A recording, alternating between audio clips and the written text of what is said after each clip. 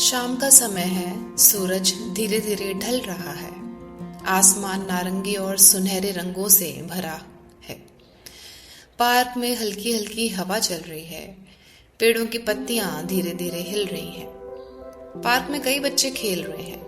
कोई झूले पर है, कोई दौड़ रहा है और कोई अपने दोस्तों के साथ हंस रहा है। लेकिन एक बेंच पर सीरू अकेली बैठी है। वह बच्चों को खेलते हुए देख रही है। उसके चेहरे पर एक हल्की सी उदासी है।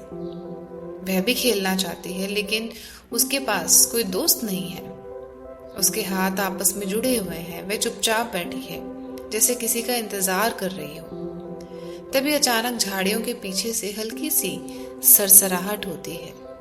सीरू ध्यान से उस तरफ देखती है। धीरे धीरे एक छोटा सा पपी बाहर आता है। उसका रंग हल्का भूरा है, आंखें चमकदार हैं और वह धीरे धीरे अपनी पूंछ हिला रहा है। पहले तो सीरू थोड़ा घबरा जाती है। वह थोड़ा पीछे हटती है, लेकिन पपी के चेहरे पर मासूमियत है।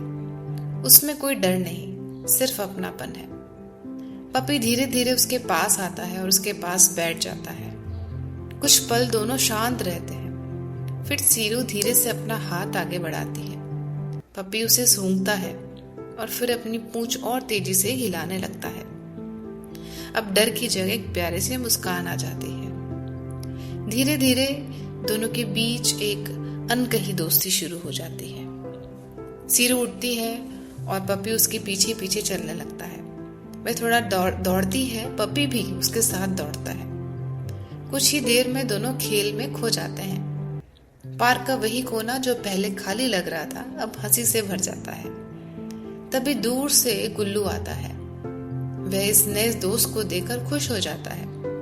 अब तीनों साथ में खेलते हैं, लेकिन खेलते खेलते एक बात साफ हो जाती है। ये पपी शायद अपना रास्ता भूल गया है। उसकी आंखों में हल्की बेचैनी है। सीरू और गुल्लू एक दूसरे की तरफ देखते हैं। उनके मन में एक ही विचार आता है, इसे इसके घर तक पहुंचाना चाहिए। अब उनका खेल एक मिशन में बदल जाता है। वे धीरे धीरे आसपास के रास्तों पर चलते हैं, हर गली में देखते हैं, हर घास के पास रुकते हैं। आखिरकार एक घर के बाहर पहुंचते ही पपी अचानक उत्साहित हो जाता है। वह तेजी से आगे बढ़ता है। दरवाजा खुलता है और अंदर से एक व्यक्ति बाहर आता है। उसके चेहरे पर खुशी साफ दिखाई देती है। पपी अपने मालिक के पास भागता है। वह उसे प्यार से गले लगा लेता है। सीरू और गुल्लू यह देखकर बहुत खुश हो जाते हैं। उनके चेहरे पर संतोष है और दिल में एक अलग ही खुशी है।